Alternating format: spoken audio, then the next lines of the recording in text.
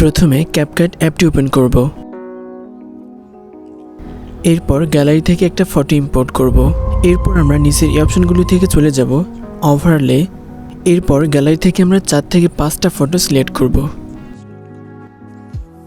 এখন আমরা নিচের এই ফটোগুলোকে একটু সাইড করে রেখে দেব।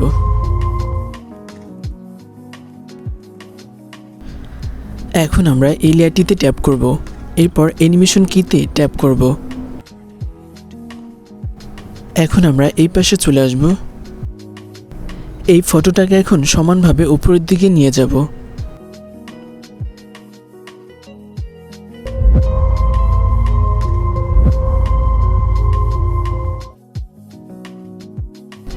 দেখতেই পাচ্ছেন এই ফটোটা কিন্তু একটা অ্যানিমেশনে রূপান্তরিত হয়েছে।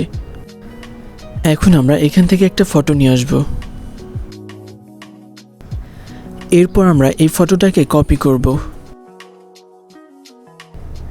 এখন এই ফটোটাকে ধরে এক টানে নিচে নিয়ে যাব। এখন আমরা এই লেয়ারটিতে ট্যাপ করব। এরপর এখান থেকে অ্যানিমেশন কিতে ট্যাপ করব।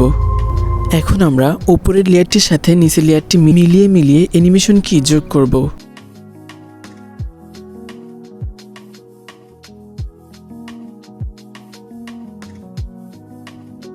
এখন আমরা এই লেয়ারটিতে প্রথম লেয়ারটির মতো অ্যানিমেশন কি যুক্ত করব।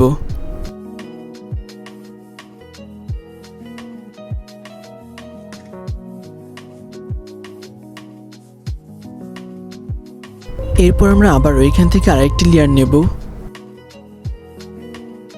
এখন এই লেয়ারটিকে আমরা কপি করব। এইভাবে আপনারা যতগুলো লেয়ার যুক্ত করতে চান যুক্ত করতে পারবেন। ওকে, এখন এডিটিংটা কমপ্লিট হলে আমরা এখন ভিডিওটাকে একবার রিভিউ করে দেখব।